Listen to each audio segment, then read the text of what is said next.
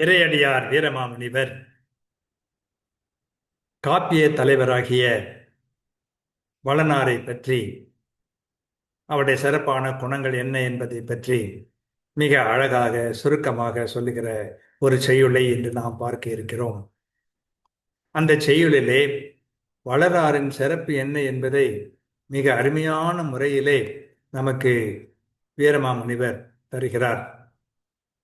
வேல் செய்யும் போரினால் வெலப்படான் தனை, சால் செய்யும் தவத்தினால் வென்ற தன்மையான், சேல் செய்யும் புணரி சூழ் சகத்தில் நின்று ஒளி, மேல் செய்யும் வானவர் விளைந்த பான்மையான் என்று வளன் தனித்த படலத்திலே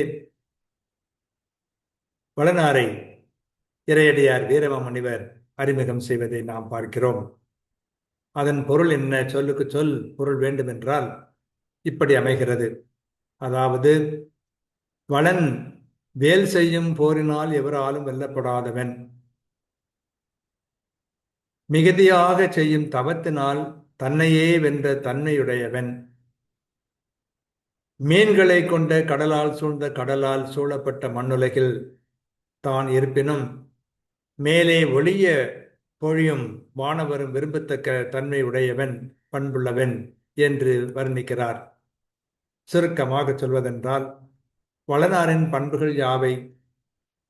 வேலினால் வெல்ல முடியாதவர், நிறைந்த தவத்தினால் தம்மை வென்றவர், மண்ணகத்தில் வாழ்பவர்தாம், ஆனால் ஒளி சுடரும் விண்ணவரும் விரும்புகிற பண்புடையவர் என்று அவருடைய பெருமையை மிக அருமையாக இறையடியார் வீரமாமுனிவர் கூறுகிறார்.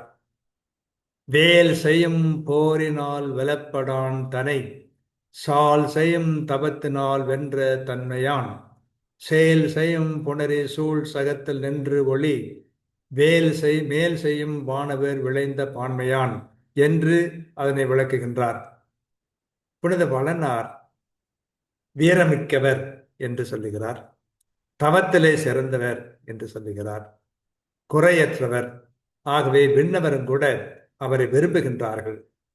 விண்ணவரே அவரை விரும்பினால் மன்னவர் எவ்வளவு விரும்பலாம் என்பதை சொல்லாமல் சொல்லி காட்டுகின்ற ஒரு அருமையை இங்கே வீரமாமுனிவர் காட்டுவதை பார்க்கிறோம். ரசிப்போம். வெல்க!